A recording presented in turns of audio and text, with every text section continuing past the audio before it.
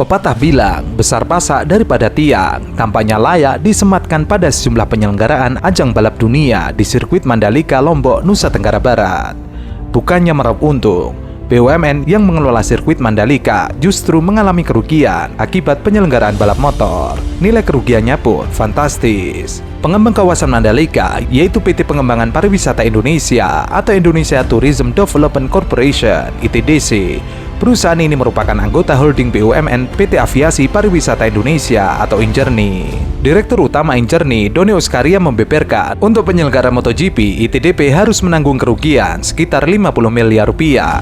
Padahal MotoGP adalah balap motor paling populer sejagat. Saat gelaran MotoGP 2022 saja, sirkuit Mandalika penuh sesak oleh penonton. Namun, penjualan tiket tetap tidak bisa menutup pengeluaran acara yang lebih besar. Selain biaya operasional penyelenggaraan berbagai ajang balapan, ITDC juga harus menanggung beban berat yang harus terus dikeluarkan, baik itu biaya yang keluar saat ada maupun tanpa balapan, dari mulai biaya pemeliharaan, beban bunga utang, hingga penyusutan aset. Selain pemasukan dari tiket penonton, penyelenggaraan acara balapan sebesar MotoGP bisa didapatkan ITDC dari kerjasama dengan sponsor. Namun lagi-lagi, pendapatan ini juga belum mampu menutup biaya operasional. Menurut Doni, khusus untuk MotoGP, meskipun mengalami kerugian, ITDC tetap akan mempertahankan balapan tersebut. BUMN tetap berupaya menjalin kontrak dengan Dorna, perusahaan asal Spanyol yang menjadi pemegang lisensi MotoGP. Ini karena perusahaan masih melihat peluang untuk meningkatkan jumlah kerjasama sponsor MotoGP Mandalika di tahun-tahun mendatang.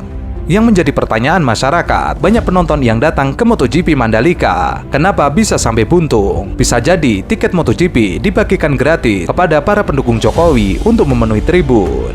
Hal itu tentu saja berbeda dengan Formula E. Meskipun diserang dengan isu penggratisan tiket, namun Formula E tetap untung.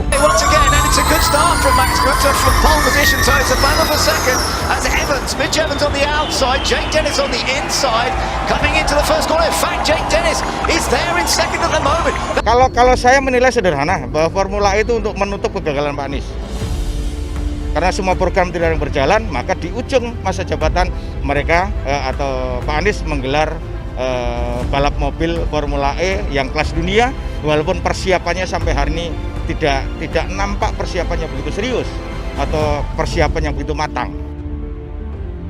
Pejabat Gubernur DKI Jakarta, Heru Budi Hartono, enggan menjawab pertanyaan terkait keuntungan perhelatan Formula E 2023. Sebagaimana diketahui, ajang balap Formula E 2023 telah berlangsung di Jakarta International Epic Circuit Ancol. Heru Budi menyarankan agar pertanyaan awak media soal keuntungan perhelatan Formula E itu ditujukan kepada PT Jakarta Propertindo selaku penyelenggara. Mantan wali kota Jakarta Utara itu tidak ingin menanggapi saat ditanya soal jumlah penonton yang sepi hingga ada pembagian tiket gratis di sekitar sirkuit. Heru Budi sebelumnya mengatakan, ajang Formula E 2023 berlangsung lancar dan berlangsung meriah. Heru mengatakan, Formula yang sudah digelar 2 tahun belakangan ini merupakan salah satu upaya promosi peralihan kendaraan berbahan bakar minyak menjadi bermotor listrik. Peralihan kendaraan dari yang berbahan bakar minyak menjadi berbasis baterai atau listrik itu disebut dapat menjaga kualitas udara di Jakarta karena dinilai lebih ramah lingkungan. Sementara itu, PDIP terus menyoroti penyelenggaraan Formula E Jakarta pada 3 dan 4 Juni 2023 kemarin yang menuai polemik.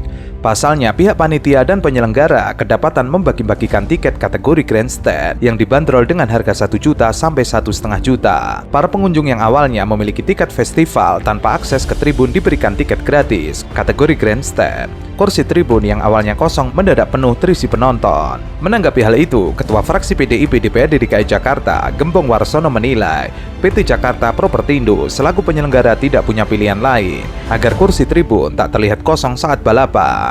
Karena tidak terjual habis, maka ujungnya adalah yang penting tribun penuh. Itu yang penting, tribun penuh. Dengan tribun penuh, ya akhirnya dibagi-bagikan.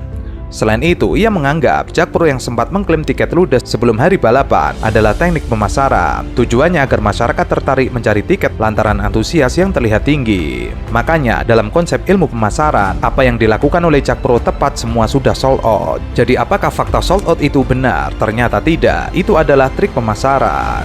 Gembong juga menilai tiket yang tidak laku itu terjadi lantaran Jakpro dan panitia pelaksana kurang persiapan. Hal ini juga terlihat karena minimnya sponsor yang terlibat. Lebih lanjut, Gembong menunggu hasil evaluasi terhadap laporan penyelenggaraan Formula E tahun ini. Nantinya akan terlihat bagaimana dampak ajang balap mobil listrik itu bagi keuangan Jakpro. Balapan kemarin merupakan seri ke-11 dari ajang Formula E 2023. Penonton Formula E 2023 tetap ramai yang menyaksikan langsung di sirkuit Ancol.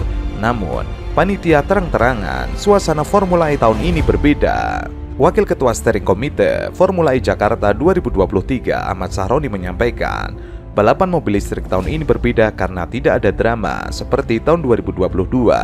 Awalnya, Sahroni mengunggah momen nonton Formula E bareng Sandiaga Uno. Ia mengatakan hadir di sirkuit Ancol mendukung gelaran internasional dan tidak ada unsur politik. Ia menuliskan, kehadiran saya dan tentu yang lain mensupport event internasional tanpa urusan politik.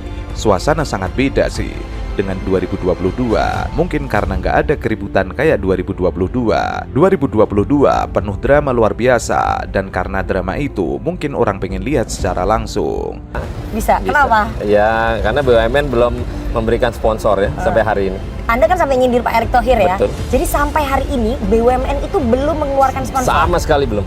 Kenapa ya? Ada satu Pertamina yang kita sebenarnya beli dengan harga yang normal, tapi dia mau provide dengan harga mendapatkan diskon, kita tolak. Kayaknya tidak ada sponsor, kita bayar totally 100%. Meski demikian, Sahroni mengatakan balap Formula E Jakarta tetap seru dan berjalan lancar. Saya bangga dan bahagia pernah ikut menjadi bagian dari ajang ini tahun lalu.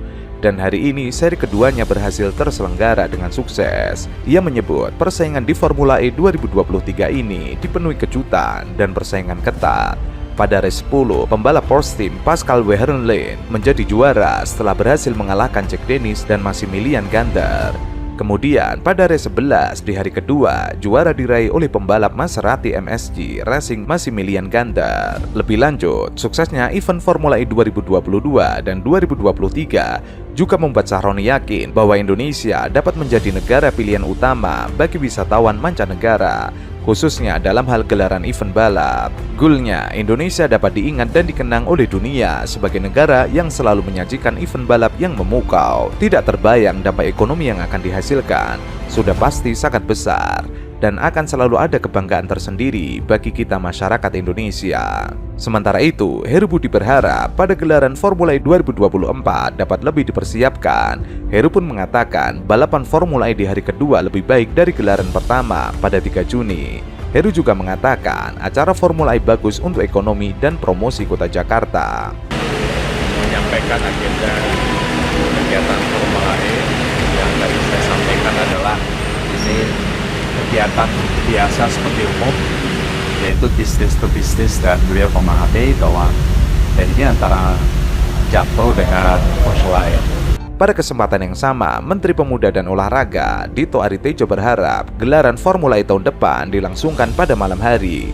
Dito pun menyebut balapan yang dilangsungkan pada malam hari akan lebih seru. Pada penyelenggaraan kali ini, Dito menyebut semuanya sangat baik. Dirinya pun sempat berkeliling melihat kesiapan gelaran Formula E tahun ini. Untuk gelaran Formula E tahun ini, Dito menyebut telah sangat baik. Banyaknya penonton yang hadir kali ini juga sebagai bukti antusias dari masyarakat. Dito berharap bahwa Formula E bisa menjadi sebuah industri olahraga. Indonesia juga diharapkan dapat ikut dalam pengembangan olahraga ajang balap mobil listrik tersebut.